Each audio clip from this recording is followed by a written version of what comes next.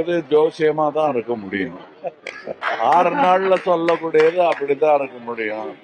15 நாள்லயும் அப்படித்தான் இருக்க முடியும். அதான் ஒரு 6 மாசம் டைம் கொடுக்க வேண்டாமா? புதியவர்கள் வந்திருக்காங்க நிறைய பேர்.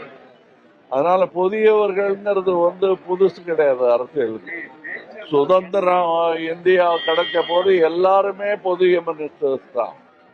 அதனால புதியவர்களை நம்ம கம்மியாவும் எடை போட வேண்டாம், ரொம்பவும் எதிர்பார்க்க கூடாது. என்ன நடக்குமோங்கிறத பார்த்துக்கிட்டு நீங்க தானே ஓட்டு போட்டீங்க. நீங்க தான் அது நல்லபடியா நடக்குதாங்கிறது நீங்க தான் கவனிக்கணும். நாங்களும் கண்காணிக்கிறோம்.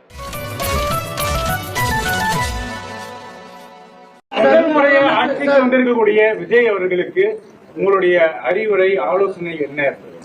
எதிர்பார்ப்பும் ரொம்ப ஜாஸ்தியாக இருக்குங்க. டெஃபினட்டாக பூர்த்தி செய்வாங்க நம்பிக்கை எனக்கு இருக்கு. பட் ஒன்று, மக்கள் நம்ம ஒரு 2 வருஷம் அவரை விட்டுருணும். 2 வருஷம் விட்டுருணும்.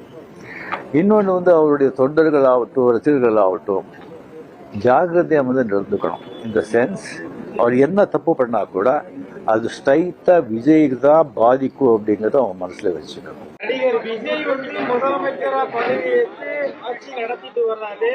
நீங்க ஒரு அரசியல் தலைமையில் இருக்கிறவங்க, உங்களுடைய பார்வைக்கு எப்படி இருக்கு? அவருடைய ஆட்சி நடத்துதல் எப்படி இருக்கு? நேரடியா சந்திச்சிருக்கீங்க? இல்லைங்க, 2 நாள்ல சொல்லக்கூடிய